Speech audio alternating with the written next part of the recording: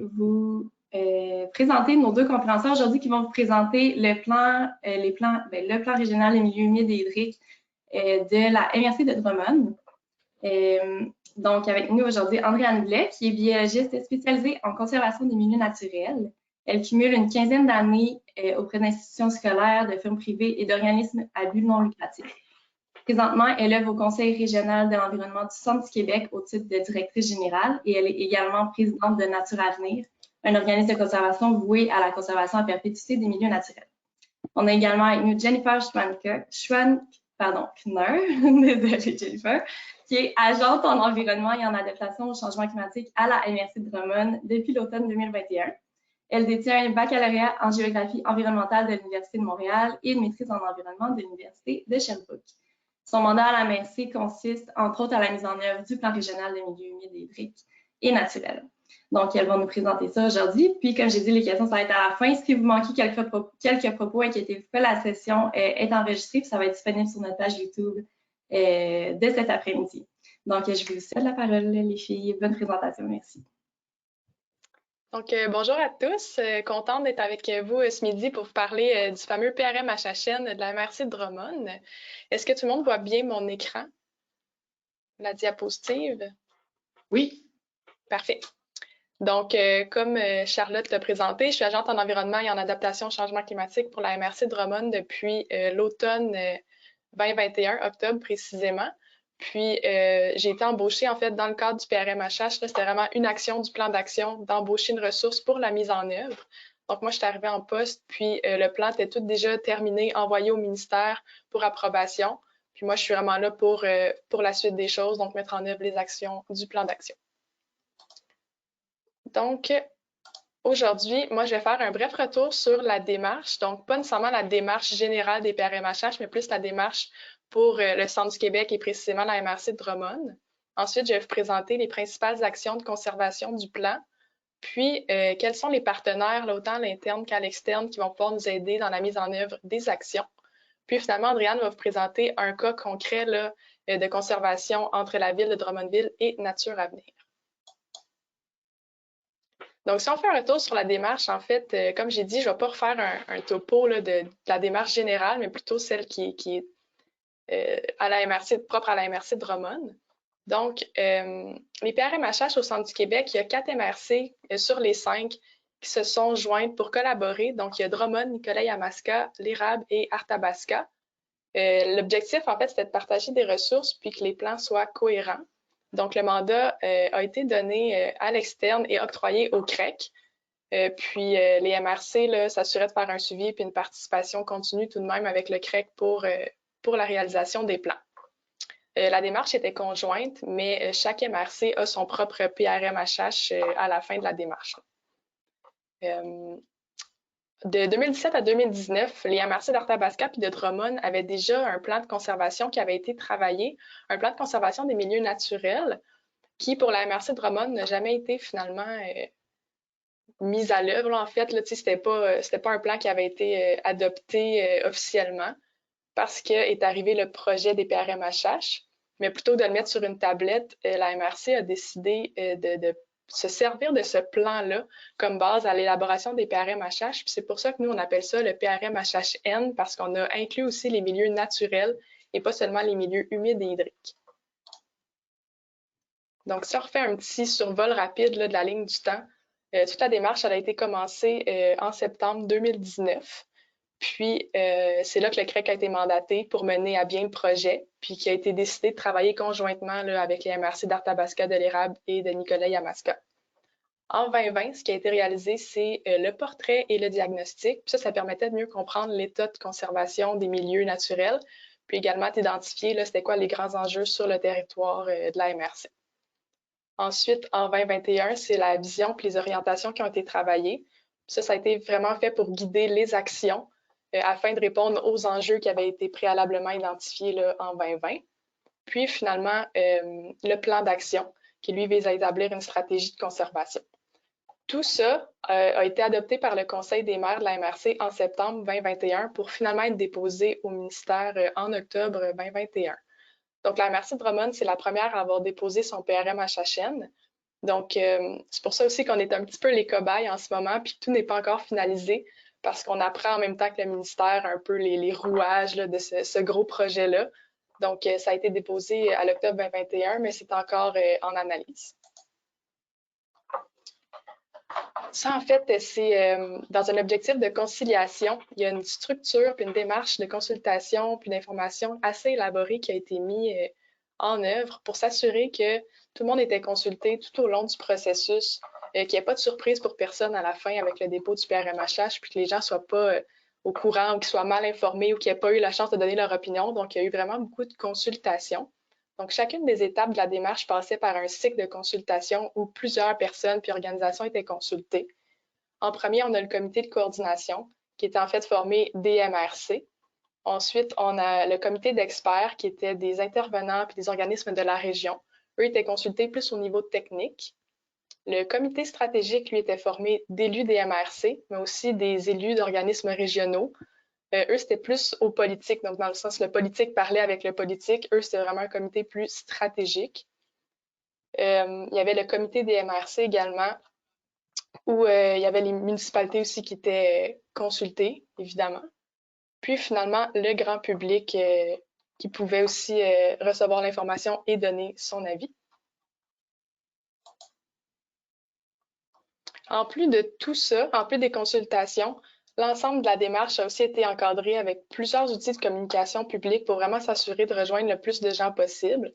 Donc, tout au long du projet, les intervenants et les citoyens étaient invités à s'informer puis à participer par de nombreux moyens qui ont été mis en place. Comme par exemple, il y avait le site internet patrimoine-naturel.ca qui est encore disponible si vous voulez avoir plus d'informations aussi. Il y a 9 infolettes qui ont été envoyées au total, 5 communiqués de presse, 7 webinaires qui ont été enregistrés, 3 capsules vidéo, puis 5 sondages d'opinion. Donc, je crois que l'équipe avant moi a fait vraiment l'effort de communiquer vraiment largement, puis à tout le monde, plus de gens possible, toutes les informations, puis toute la démarche tout au long du processus. Ça ici, c'est pour vous montrer on est où en date d'aujourd'hui. En fait, c'est l'encadré en mauve ici, approbation du PRMHH. Comme je disais, il a été déposé en octobre 2021, mais suite à ça, on a fait une partie de reddition de compte. On a aussi eu des échanges avec le ministère pour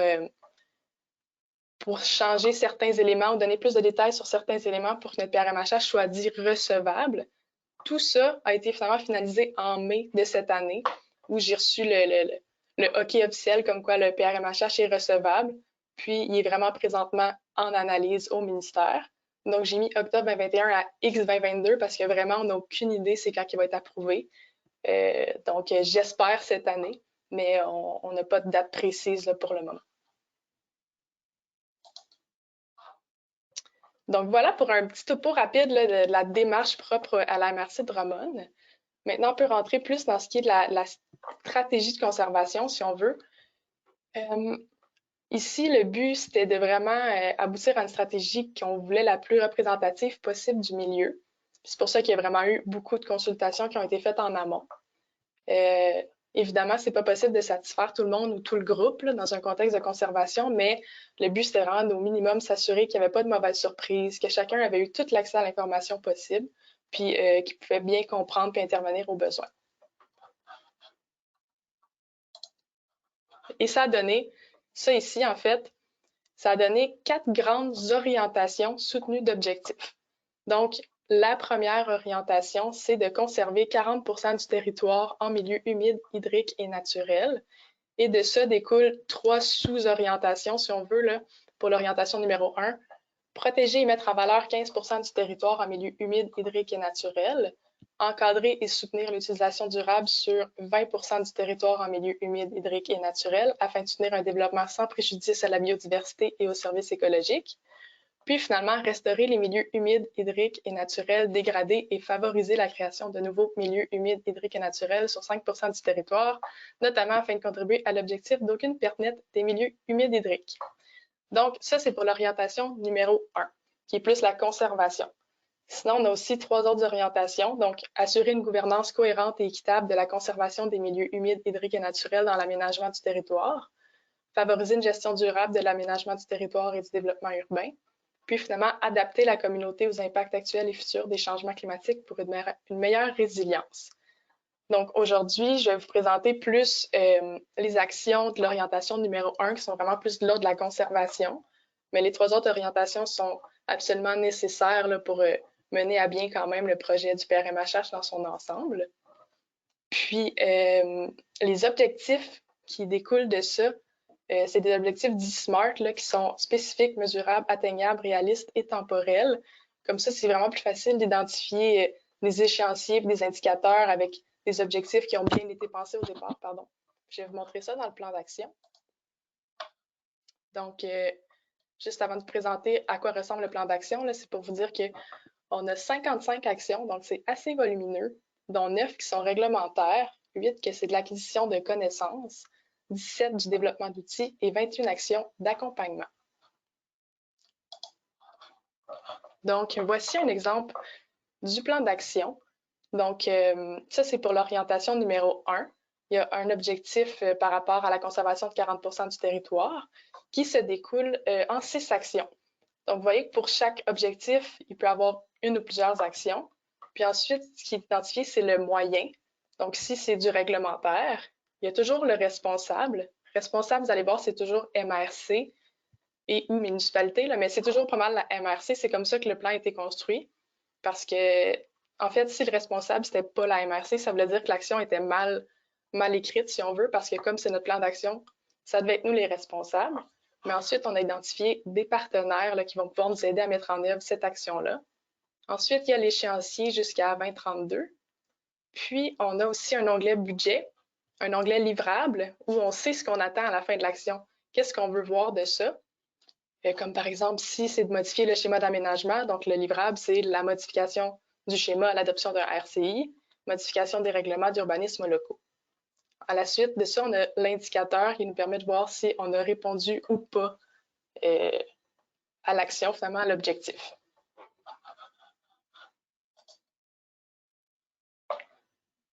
Ici, c'est la sous-action, l'orientation 1, si on veut protéger, mettre en valeur 15% du territoire en milieu humide, hydrique et naturel. Donc, si je peux vous donner un exemple d'action, là, exemple ici, pour l'objectif d'ici 2025, contacter 90% des propriétaires riverains pour les informer sur les mesures de protection. De ça découlent 2 actions. Donc, développer un guide pour aider les propriétaires dans l'aménagement de leur bande riveraine. Donc, ça, c'est un développement d'outils responsable à MRC. Avec qui on peut faire ça? Donc, évidemment, les municipalités, les organismes de bassin versant, d'autres partenaires régionaux. On aimerait que ce soit fait pour 2023. Donc, développer le guide pour 2023, mais informer d'ici 2025, donc ça nous donne 2 ans. Le livrable, ce qu'on veut, c'est un guide sur l'aménagement des bandes riveraines. Puis notre indicateur, c'est quoi le pourcentage des propriétaires riverains informés? Donc, est-ce que finalement on a réussi à contacter 90% ou est-ce qu'on a juste contacté 50%? Donc, c'est cet indicateur-là qui va nous permettre de savoir si on a réalisé ou pas l'action. Ici, c'est pour la sous-orientation d'encadrer et soutenir l'utilisation durable sur 20% du territoire. Donc, ici, on a un objectif spécifique avec 5 actions. Donc, ici, par exemple, pour 1032, assurer l'adoption de pratiques d'utilisation durable sur 20% du territoire, bien, on a une action qui c'est collaborer avec des organismes à des projets visant la restauration ou le maintien des friches. Ça, c'est plus une action d'accompagnement faite par la MRC, mais en partenariat avec les municipalités, partenaires régionaux et propriétaires privés. Ici, ça, c'est quand même un gros morceau, c'est restaurer les milieux humides, hydriques et naturels dégradés et favoriser la création de nouveaux milieux humides, hydriques et naturels sur 5% du territoire. Ici, on a 3 objectifs spécifiques, puis 11, je crois, actions reliées à tout ça. Donc ici, c'est plus des moyens d'acquisition de connaissances, développement d'outils et moins du réglementaire. Si je peux donner un autre exemple ici, documenter l'ampleur de la présence des espèces exotiques envahissantes sur le territoire. Ça, c'est de l'acquisition de connaissances où on peut faire affaire avec les OBV, avec des universités, avec le ministère, le MFFP, citoyens, autres partenaires. Donc, vraiment, les partenariats sont infinis. Je vais en parler tantôt, mais il faut vraiment garder l'esprit ouvert puis aller chercher les ressources disponibles parce que c'est impossible qu'une MRC à elle seule puisse réaliser toutes ces actions-là. Donc oui, notre rôle, c'est de chapeauter, mais surtout d'aller chercher les outils puis d'aller chercher les partenaires qui vont nous aider à réaliser ça. parce que ce que je vous montre là, c'est seulement l'orientation 1, puis après ça, on a d'autres actions pour les 3 autres orientations, donc c'est énorme, puis c'est sur 10 ans, donc nécessairement, il faut vraiment bien s'entourer pour réaliser ces actions-là. Donc, pour les partenariats, je trouvais ça important de faire une distinction entre les partenaires internes ou externes, là, parce qu'on a tendance à penser que la MRC, c'est une personne, mais on a vraiment beaucoup de collègues autour de nous qui peuvent nous aider également. Comme moi, je suis l'agente en environnement, j'ai été embauchée pour la mise en œuvre du plan d'action, mais je vais nécessairement être épaulée par les aménagistes, les gestionnaires de cours d'eau. Là, on n'a plus d'inspecteur régional en foresterie. Peut-être qu'il y en aura un autre éventuellement, mais c'était quelqu'un qui aurait pu m'aider à ce moment-là pour la réalisation des actions. On a un coordonnateur du parc régional. Même le conseiller en sécurité incendie a un rôle à jouer parce qu'on veut modifier le schéma pour s'assurer qu'il correspond au changement climatique. Donc, il ne faut vraiment pas avoir peur de consulter ses collègues qui sont une mine d'informations et de ressources. Puis, évidemment, nos municipalités locales avec qui on va collaborer de très près pour la réalisation de toutes ces actions-là. Sinon, pour ce qui est des partenaires externes, pour ne nommer que ceux-là, parce qu'il y a vraiment, il y en a beaucoup plus que ça, il y a évidemment le CREC qui a contribué grandement au PRMHH, là, qui l'ont fait finalement, donc ils le connaissent très bien. Sont très multidisciplinaires aussi, peuvent nous aider dans une multitude d'actions. Donc, pour nous, c'est le CREC, mais pour vous, ça pourrait être n'importe quel CRE du Québec, là. Les organismes de bassin versant. Nous, on a Copernic et Cogesaf sur notre territoire, mais j'ai même déjà eu des rencontres avec Yamaska, qui est tout près de nous, pour des espèces exotiques envahissantes. Donc, vraiment, les OBV, c'est des super ressources. Il y a la Maison Garafe, nous, qui accompagne les jeunes dans la réalisation de travaux en environnement qui sont vraiment plus sur le terrain. Puis, ça s'adresse aux jeunes du secondaire. Puis, font divers projets vraiment en environnement, en biologie.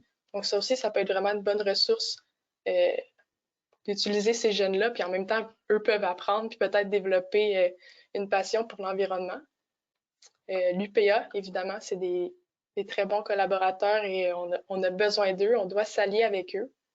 L'Association forestière du Sud du Québec, Nature Avenir, les MRC limitrophes, c'est sûr que c'est des partenaires avec qui on doit travailler parce qu'évidemment, c'est pas parce que nous, on a un milieu humide, puis notre territoire, il coupe le milieu humide, s'il continue chez le voisin, il faut se parler, il faut arrimer nos actions pour que ce soit cohérent. Puis les MRC du Centre du Québec aussi, donc on a le PRMHH, c'était une démarche conjointe, mais on a chacun notre PRMHH, mais on peut continuer de s'aider quand même pour la suite, la mise en œuvre. Donc, des exemples de partenariats possibles dans le futur, là, pour ce qui est de la lutte aux espèces exotiques envahissantes, comme je disais, les OBV du territoire sont une bonne ressource, comme par exemple, nous, en ce moment, à la MRC, on soutient financièrement l'OBV Cogesaf pour un projet de lutte à la châtaigne d'eau sur la rivière Saint-François. Donc, pour ne nommer que ce projet-là, on pourrait soutenir financièrement avec du personnel ou tout autre projet de lutte aux espèces exotiques envahissantes pour n'importe quel autre OBV du territoire. Il y avait aussi l'action de collaborer avec des organismes à des projets visant la restauration et le maintien des friches. Ça, j'en avais parlé avec la Maison Garafe. C'est quelque chose qu'ils font. C'est quelque chose qui serait intéressé de faire avec nous aussi. C'est possible aussi d'établir des partenariats avec les institutions universitaires, puis les instituts de recherche pour le développement de projets puis d'acquisition de connaissances, par exemple l'IRDA ou les universités. Évaluer les espaces de liberté des cours d'eau afin de prioriser les interventions. Si on peut faire ça avec les OBV. Nous, à l'interne, à la MRC, on a des gestionnaires de cours d'eau également qui peuvent être de très bons alliés pour ça. Puis, réaliser des projets de protection dans le parc régional de la forêt de Drummond en fonction du plan directeur 2020-2030. Donc, le CREC peut nous aider à faire ça. Puis, nous, à la MRC, aussi, on a un coordonnateur du parc régional. Donc, on peut arrimer des projets là, avec notre coordonnateur à l'interne, puis avec les organismes de la région comme le CREC. Donc voilà, à toi Andréane. Merci, je vais allumer ma caméra. Donc, vous allez me voir. Bien, merci Jennifer, ça fait vraiment un bon topo de tout ce qui a été fait là, dans les 2 années de réalisation du PRMHH. Moi, je vais vous parler plus spécifiquement là, des retombées du PRMHH de façon concrète dans un exemple de partenariat. parallèlement à la réalisation du PRMHH, la ville de Drummondville, même un petit peu avant l'amorce des PRMHH, a entamé la réalisation de leur plan de conservation des milieux naturels, qui comprenait aussi le milieu humide, hydrique, et dans les milieux naturels, comme Jennifer l'a mentionné, ça comprenait les forêts, tout ce qui est friche pour le soutien des oiseaux champêtres notamment, et ça comprenait aussi deux éléments importants que je vais plus vous parler dans la présentation. Les noyaux de conservation, ce qu'on appelle en anglais les hotspots de biodiversité, et les corridors naturels, donc le réseau de connectivité. Dans les PRMHH, dans les plans régionaux, les 4 MRC ont inclus le grand réseau régional de connectivité. Et dans l'exemple que je vais vous mentionner, c'est ce que la ville de Drummondville aussi a inclus dans son plan de conservation. Et dans le plan de conservation des milieux naturels de la ville de Drummondville, ça a suivi relativement les mêmes étapes que Jennifer vous a présentées. Et pour la ville de Drummondville, la cible de conservation, on a vu que la MRC, c'était 40% du territoire. Avec la ville de Drummondville, on est dans un autre contexte qui est, une MRC a beaucoup de, en tout cas dans le cas de Drummond, de zones agricoles. Mais pour une municipalité comme Drummondville, le territoire est davantage, oui, agricole, mais beaucoup urbain. Donc, c'est une autre dynamique. Eux, au lieu de viser 40% du territoire en milieu naturel, ils ont visé un 26% du territoire, ce qui correspond à peu près à 45% des milieux naturels de leur territoire. Puis, il n'y a pas de distinction. La cible s'applique autant dans les périmètres d'urbanisation que en zone verte, en zone agricole. Dû à la dynamique de développement. Donc, c'est sûr que quand des promoteurs immobiliers viennent développer sur le territoire urbain de la ville de Drummondville, mais d'emmener un 40% du territoire en conservation, en périmètre d'urbanisation, mais ça l'emmène différentes problématiques, notamment l'étalement urbain. Donc, il a fallu choisir un compromis entre s'étaler, aller développer en zone agricole ou conserver un peu moins dans le périmètre d'urbanisation, densifier dans ce périmètre-là et se permettre de prendre le chapeau du PRMHH avec son 40% de conservation du territoire qui va pouvoir aussi s'appliquer sur le territoire de la ville de Drummondville dans le périmètre agricole. Donc, je voulais quand même situer les cibles. Puis le 26% du territoire est quand même une cible ambitieuse. Dans la science, on vise notamment un 30% minimal du territoire en milieu naturel. Donc, ça démontre quand même un effort considérable. Donc, on peut aller à l'autre diapositive. Il y a 3 cibles, mais dans le fond, à la même manière que le PRMHH, ce 26%-là du territoire se décline en 3 grands objectifs, soit la protection des milieux naturels, l'utilisation durable avec le pictogramme du castor qui utilise de façon durable les milieux naturels, et la restauration, création des milieux naturels. On peut aller à l'autre. Si vous voulez en savoir plus sur la démarche du plan de conservation de la ville, parce que c'est pas ce que je vais parler spécifiquement aujourd'hui, je vous invite à aller sur le site de Drummondville. Si l'adresse Internet est trop longue, vous avez juste à taper plan de conservation ville de Drummondville sur un moteur de recherche, puis vous allez arriver sur les projets majeurs de la ville. L'ensemble du plan y est déposé. Donc, aujourd'hui, tu peux recliquer, je vais surtout vous parler davantage du volet protection du plan de conservation des milieux naturels de la ville de Drummondville. Donc, dans la prochaine diapositive, on peut voir le mécanisme. Donc, je vous explique, la ville de Drummondville a réfléchi à un mécanisme de protection qui va soutenir l'atteinte de la cible de protection de la ville. Donc, la façon que c'est construit avec 3 partenaires, soit les promoteurs à gauche, la ville de Drummondville et Nature Avenir. Nature Avenir, c'est l'organisme de conservation qui a pour mission d'acquérir ou d'accompagner des propriétaires dans la protection légale des propriétés. Donc, Nature Avenir ne fait pas d'accompagnement au niveau de ce qu'on pourrait appeler de la conservation là, par déclaration d'intention ou de l'accompagnement juste de sensibilisation par rapport au milieu naturel. Nature Avenir va vraiment aller dans le volet légal de la protection. Donc, la façon que ça fonctionne, le promoteur à gauche a certaines responsabilités. Donc, le promoteur va planifier avec la ville son projet de développement. Donc, on ne sera plus dans l'optique où que la ville attend la soumission des projets des promoteurs, puis la ville accepte ces projets-là. On va être plus dans une optique de développement conjoint des projets promoteurs. Donc, la ville va vraiment accompagner le promoteur dans le développement de son projet et non plus se faire soumettre là, directement des projets, ce qui est quand même une tendance dans certaines villes. Là, on voit vraiment cette tendance-là qui change de la ville qui accompagne le promoteur plutôt que le promoteur qui soumet maintenant des projets à la ville. Une fois que le projet est bien bâti, que les deux parties sont d'accord, le promoteur va obtenir ses permis et aussi il faut qu'il aille chercher ses permis au niveau ministériel. Comme à l'habitude, le promoteur doit prévoir un 10% pour fin de parc dans son projet immobilier ou industriel. Là, on parle de tout type de projet de développement. Et ça s'applique aussi là, en zone agricole là, au niveau là, de cette nouvelle façon de faire-là.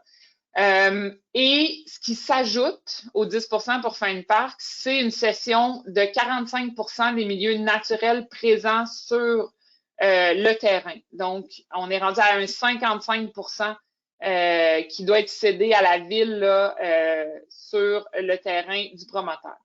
Une fois que ça, c'est conclu avec le promoteur, la ville de Drummondville va recadastrer les lots en conservation. Donc, les milieux naturels qui vont être voués à la protection vont être recadastrés et vont être cédés à la ville. Donc, la ville va devenir propriétaire de ces nouveaux lots en protection. Et la ville va aller signer une servitude de conservation personnelle ou réelle, je vous expliquerai la différence, avec l'organisme Nature Avenir. Donc, la ville s'assure ainsi d'avoir ce que la ville appelle une entente de gardiennage qui vient s'assurer que même si les élus changent au niveau de la ville ou que la réglementation change, Nature Avenir va toujours à perpétuité avoir ce lien-là de gardiennage avec les lots en protection. Il y a une résolution qui est adoptée pour chaque servitude là, par le conseil, signée devant notaire, là, toute la poutine légale là, qui entoure les servitudes. Et ce qui est intéressant, c'est que la ville subventionne le gardiennage à Nature Avenir. Donc, il y a une entente de subvention qui est signée entre Drummondville et Nature Avenir pour que Nature Avenir aille faire une surveillance biannuelle des servitudes. Donc, 2 fois par année, Nature Avenir va aller visiter les servitudes. Et à la fin de l'année, il y a un rapport annuel de l'ensemble des servitudes qui est envoyé à la ville avec les correctifs à appliquer. Donc, Nature Avenir va dire, ben, il y a une remise de tel voisin qui empiète dans la servitude. Fait que c'est pas à Nature Avenir d'intervenir, c'est la ville qui va intervenir via son service juridique pour aller, ou son service d'urbanisme, peu importe, pour aller intervenir et corriger la situation, faute de quoi Nature Avenir pourrait poursuivre la ville pour non-respect des servitudes. Donc, Nature Avenir évalue au départ le potentiel écologique des sites pour qu'à chaque année, il y ait un état de référence qui va suivre d'année en année. Puis, ben là, Nature Avenir reçoit le financement annuel là, pour l'entente de gardiennage. Donc, pour la prochaine diapo, je vais tu peux cliquer à plusieurs reprises, là, je t'attends de voir connectivité. Donc, comme je vous ai dit, la ville prend en compte l'ensemble des milieux naturels, mais ce que je viens de vous expliquer, les servitudes qui sont signées peuvent être de type personnel ou réel. L'exemple que je vais vous donner, c'est l'exemple des servitudes réelles, parce que c'est un peu plus solide, là, qui vont être signées. Mais quand le terrain ne se situe pas dans le contexte de servitudes réelles, il y a des servitudes personnelles qui vont être signées avec Nature Avenir, ou dans certains cas, peut-être aussi le lot va être cédé complètement à Nature Avenir. Pourquoi c'est pas tous les lots qui sont cédés à Nature Avenir? C'est que Nature Avenir ne veut pas non plus prendre à sa charge tous les risques de gestion des propriétés parce qu'on est dans un contexte urbain et que les risques sont très élevés en matière de gestion là, des risques en milieu urbain. Donc, dans la prochaine diapo, vous allez voir le réseau de connectivité qu'on a ciblé au niveau de la ville de Drummondville. En vert, vous avez les hotspots de biodiversité de la ville de Drummondville. Donc, c'est ces grands milieux-là qui contiennent beaucoup d'éléments écologiques d'importance. Et vous avez les corridors, là, il y a deux couleurs, là, ça dépend de leur priorité, de leur importance, du réseau là, de conservation. Donc, on part de ce réseau-là et dans la prochaine diapositive, vous allez voir l'ensemble des premières servitudes qui vont être signées cette année. Donc, il y a 14 servitudes qui sont prévues de signature cette année. Ils sont tous situés dans le réseau de connectivité. Donc, en plus de protéger, ben, ça vient consolider le réseau de connectivité de la ville. Et le lien de servitude est les corridors naturels. Donc, je me suis mal exprimée là, mais pour signer une servitude, il faut qu'il y ait service entre les terrains. Il faut qu'il y ait un lien logique qui unit les fonds servants et les fonds dominants, le fonds dominant et les fonds servants. Et ce lien-là écologique, c'est les corridors naturels. La Ville a fait un avis juridique là, avec Jean-François Gérard là, par rapport à ce lien-là. Donc, tous les 14 premières servitudes vont être signées de façon réelle dans le lien écologique des corridors naturels. Mais Nature Avenir ne possède pas présentement de terrain officialisant ce qu'on appelle le fonds dominant. Le petit numéro 2 que vous voyez à l'écran, merci, ça va être le premier terrain qui va être donné à Nature Avenir. Donc, ce premier terrain-là va être cédé là, dans le mois qui s'en vient et ça va créer le fonds dominant avec quoi va être attaché les autres fonds servants. Donc, sur la prochaine diapo, vous allez voir un exemple concret là, de ce que je parle. Ça, c'est le projet des découvertes à Drummondville. Le promoteur a fait son plan conjointement avec la ville de Drummondville et a aussi travaillé avec le ministère de l'Environnement là, pour obtenir son permis, son autorisation ministérielle. Et vous pouvez voir là l'ensemble en vert des milieux naturels qui sont conservés, qui correspondent même plus que du 45 et 10 que la Ville exige, parce que le ministère, dans son autorisation, a exigé qu'il s'en conserve encore plus, fait que tant mieux. Et vous voyez, là, ce lot-là est situé dans un des corridors naturels de la Ville. Donc, ce lot-là, il va avoir des servitudes réelles là, de signer sur ces deux propriétés-là. Puis là, vous pouvez voir là, tous les risques associés au maintien des servitudes. Là. Il y a des propriétés qui vont longer l'ensemble de ces servitudes-là. Fait que ça va être toujours de vérifier, y a-t-il des coupes de bois, y a-t-il des remises, y a-t-il des piscines, y a-t-il XXX qui est fait dans ces terrains-là, y a-t-il des sentiers pédestres illégaux. Donc, tout ça va être à vérifier annuellement là, par Nature Avenir. Donc, si on revient à la prochaine, on peut sauter encore, Jennifer, pour la prochaine diapositive. Ici, vous voyez là en vert, c'est l'ensemble des servitudes, les 14 qui vont être signées cette année. Puis je vous ai mis là à droite là, la délimitation cadastrale du terrain qui va être cédé à Nature Avenir, le numéro 2. Ce qui est intéressant, c'est que ce terrain-là, je pense qu'on peut le voir dans la prochaine diapositive. Pourquoi on a choisi ce terrain-là, numéro 2? On peut aller voir, ouais, exact. Nature Avenir a quand même, comme tout organisme qui travaille avec les normes et bonnes pratiques en conservation, des critères à suivre par rapport aux terrains qui sont acceptés, qui sont de propriété Nature Avenir. Ici, on peut voir en jaune le terrain numéro 2 qui a une superficie quand même acceptable là, en milieu urbain. Ça vaut 132 000 environ là, la JVM, la juste valeur marchande. Il y a quelques milieux humides. Dans le premier inventaire écologique, on a constaté qu'il y a l'intégrité du milieu est très bien. C'est sûr, c'est pas une grande diversité écologique, mais pour un milieu urbain, c'est très intéressant. Il y a une seule menace actuelle, c'est une piste de VTT, de skidoo qui passe, mais qui est officialisée par le Sentier Quad. Donc, il va y avoir là, du travail à faire avec les usagers à ce niveau-là, mais la piste ne sera pas fermée, va être maintenue quand même là, sur la propriété. Et le terrain se situe en mauve, là, vous voyez, ça c'est un noyau régional, hotspot de biodiversité, un noyau de conservation régional, donc pour le centre du Québec. Donc la propriété se situe vraiment près d'habitats d'espèces en péril. Et en vert, c'est un corridor naturel régional. Donc c'est un corridor là, dans les PRMHH, c'est un corridor qui est intégré. Donc, la propriété avait tous les éléments écologiques d'intérêt et il y a des pigardes qui nichent à proximité là, dans la rivière aussi.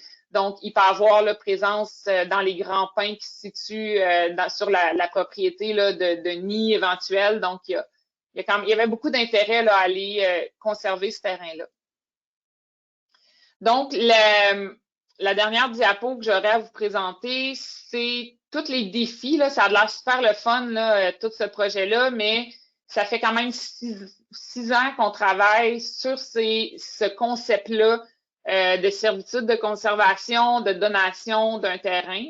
Le premier terrain qui avait été ciblé par la ville pour donner à Nature Avenir, c'est une île qui se situait dans la rivière Saint-François.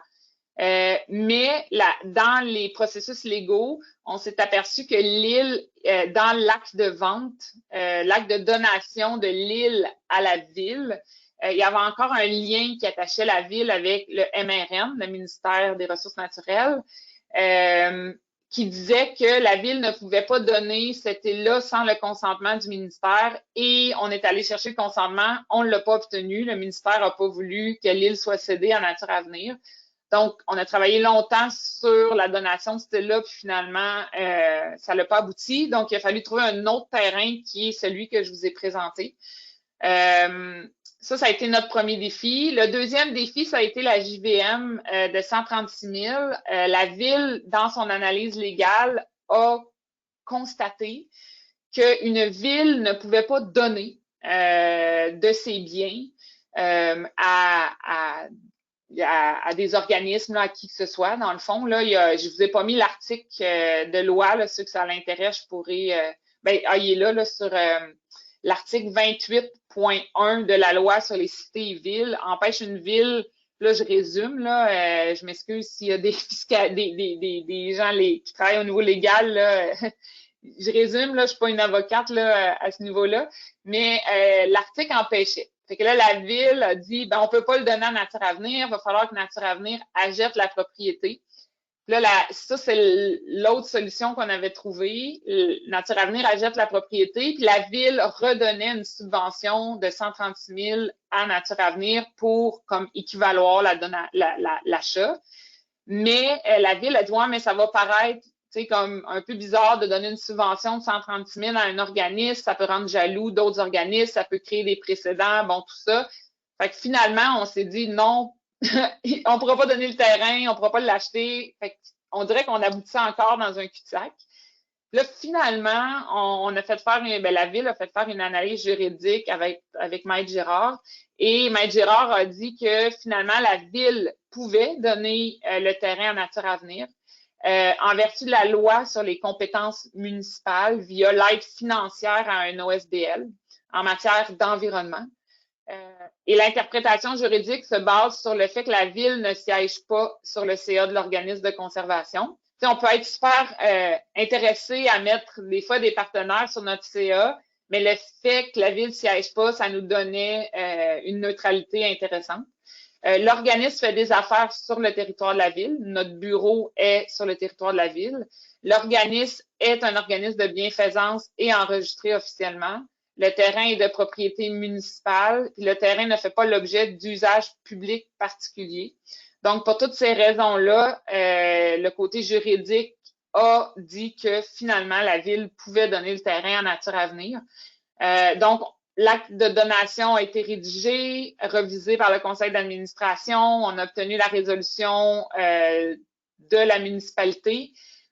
On va signer là, espérons-le, avant mes vacances, en juillet, à la fin juillet. Et là, on est à l'étape de s'entendre sur l'entente de gardiennage, donc tout ce qui est les frais associés à la surveillance des terrains. La seule chose que la ville apportait pas, dans le fond, c'est le fonds de gestion de la propriété. Donc, on a fait une demande de subvention à la Fondation de la Faune du Québec qu'on attend incessamment pour couvrir le fonds de gestion là, qui va venir, dans le fond, permettre à Nature Avenir de gérer la propriété numéro 2, la propriété Watkin, qu'on appelle. Et la ville aussi va donner une subvention équivalente aux taxes et aux taxes de bienvenue, droit de mutation à chaque année. Ben, le droit de mutation, c'est pas à chaque année, là, mais les taxes municipales à chaque année, on va recevoir aussi une subvention là, équivalente aux taxes. Donc, en conclusion, c'est quand même un très beau modèle qui commence à faire des petits dans d'autres municipalités au centre du Québec. C'est un beau modèle, je crois, à mettre en place pour soutenir les villes là, et les MRC dans le volet protection des milieux naturels. Fait que je vais céder au final la parole à Jennifer. Oui, rebonjour. Donc, pour faire un petit wrap-up de tout ça, là, je voulais juste rappeler que bon, le PRM HHN, c'est pas un outil légal en soi, mais c'est un outil qui nous permet de fixer les orientations et les objectifs spécifiques soutenant la conservation des milieux humides, hydriques et naturels sur tout le territoire de la MRC de Drummond. Ce qui a une application plus réglementaire, c'est des actions qui sont dans le plan, mais le plan en tant que tel n'a pas de valeur légale. C'est vraiment les actions qu'on va mettre en œuvre, puis le règlement de contrôle intérimaire qu'on va faire, puis les modifications au règlement qu'on a déjà. Donc ça aura une valeur légale, mais pas le plan en soi. Les 4 grandes orientations du plan, c'était vraiment la conservation de 40% du territoire en milieu humide, hydrique et naturel qui se décline en un 20% de protection, un 15% d'utilisation durable, puis un 5% de création-restauration. Puis les 3 autres orientations, c'est surtout une gouvernance cohérente et équitable, la gestion durable de l'aménagement du territoire et du développement urbain, puis l'adaptation au changement climatique pour une meilleure résilience. Là, donc, s'adapter au changement climatique, ce qui nous touche actuellement, mais également prévoir ce qui va nous toucher dans le futur. Puis finalement, pour réaliser toutes ces belles actions-là, il y a une multitude de partenariats qui est possible. Puis l'important, c'est vraiment de créer des contacts, puis saisir les opportunités. Évidemment, oui, on a un échéancier avec ce plan-là, mais si on a des opportunités qui se présentent 2 ans plus tôt que ce qu'on aurait prévu, bien, c'est sûr qu'on va essayer de voir est-ce qu'on peut le faire d'avance, puis saisir ces opportunités-là pour avancer notre plan le plus possible. Donc, il faut demeurer flexible, puis surtout ouvert aux partenariats possibles. Donc, merci à tous. Merci les filles, merci beaucoup pour vos belles présentations, c'est vraiment intéressant. Puis Andréane, en tout cas, le partenariat, c'est vraiment, vraiment intéressant. Puis en plus, tu dis que c'est un modèle qui devient un petit peu de plus en plus, là, je trouve ça vraiment intéressant. Donc, je vais vous inviter tout le monde à inscrire vos questions dans la boîte de questions ou dans le chat, comme vous voulez. On en avait une qui était arrivée pendant qu'Andréane parlait des servitudes, ou c'était peut-être le terrain numéro 2, justement, votre fond dominant, mais Julien Michel Blondin-Provost demandait s'il y avait des délimitations sur le terrain, est-ce qu'il y avait des clôtures, poteaux, puis suivant ça, est-ce que lorsqu'il y avait une infraction constatée sur les terrains, donc en dehors de retirer les infrastructures, est-ce qu'il y avait des sanctions qui pourraient être imposées aux propriétaires qui empiétaient sur les servitudes, justement? Ben, c'est une très bonne question. En premier, ben, oui, c'est le fond dominant, c'est le terrain numéro 2. Il n'y a pas de clôture qui l'entoure afin de laisser la libre cours aux animaux, notamment de fréquenter le milieu. Et dans les autres servitudes non plus, là, il n'y a pas de clôture. Les frais seraient trop faramineux là, pour mettre l'ensemble des clôtures.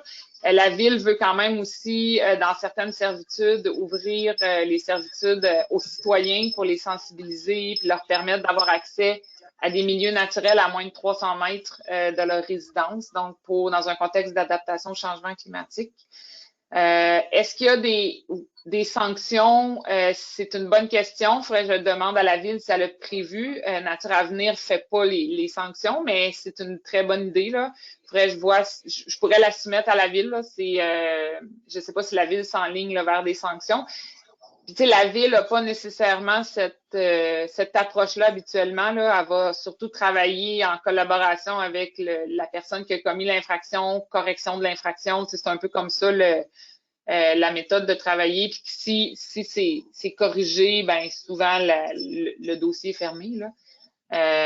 Mais ça pourrait être une idée là, pour ceux qui ne corrigent pas. Donc, je vais en parler à la Ville à ce niveau-là. Super, merci.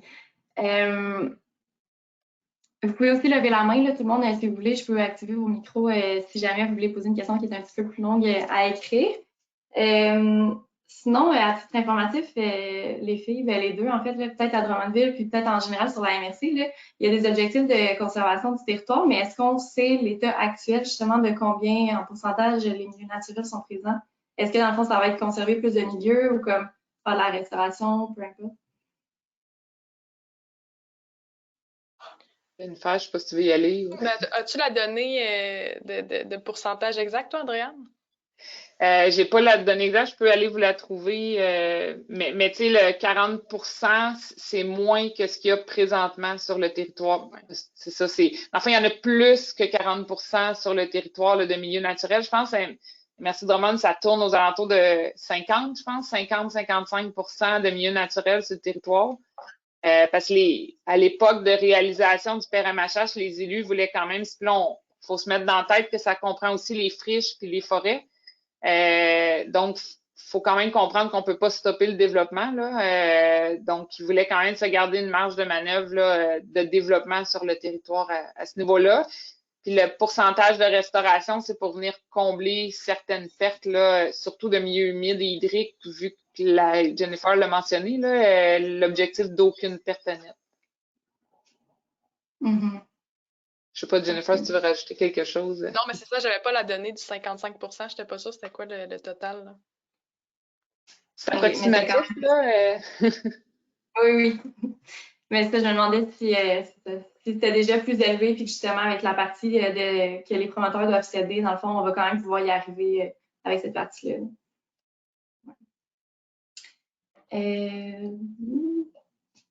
Gênez-vous pas, tout le monde, là. Il y a pas d'autres questions qui rentrent, mais sinon, Jennifer, je me demandais, dans le fond, c'est peut-être pas toi qui avais participé à ça, parce que ça, t'es arrivé pour la mise en œuvre vraiment du plan.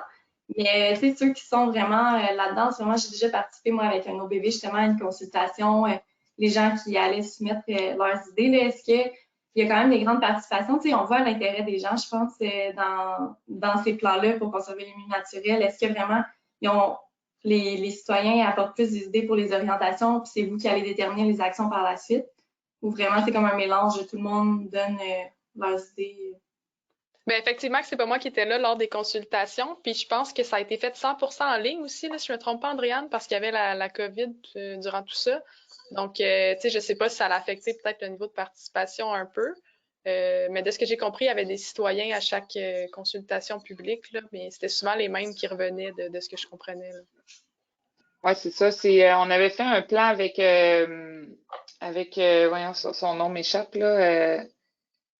En tout cas, avec une sociologue, là, son nom va me revenir, Aurélie Sierra. Donc, un beau plan de consultation citoyenne. Puis la première consultation, c'était mars, le 17 ou le 16 mars. Tu sais, on se rappelle, 18-19 mars, tout a fermé, là.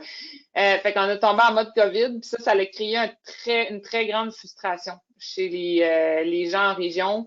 Il y en a même beaucoup d'organismes qui ont demandé que toute la démarche des PRMHH arrête, que dans le fond, c'était inadéquat de poursuivre la démarche en mode COVID puis tout ça, mais la démarche a eu lieu. Vous avez vu, Jennifer, elle a présenté différents outils qui n'étaient pas prévus puis qui ont été mis en place là, pour vraiment répondre aux besoins de consultation quand même. Mais on ne peut pas cacher qu'il y a eu une très grande mobilisation citoyenne, surtout des propriétaires de canneberge et des propriétaires agricoles.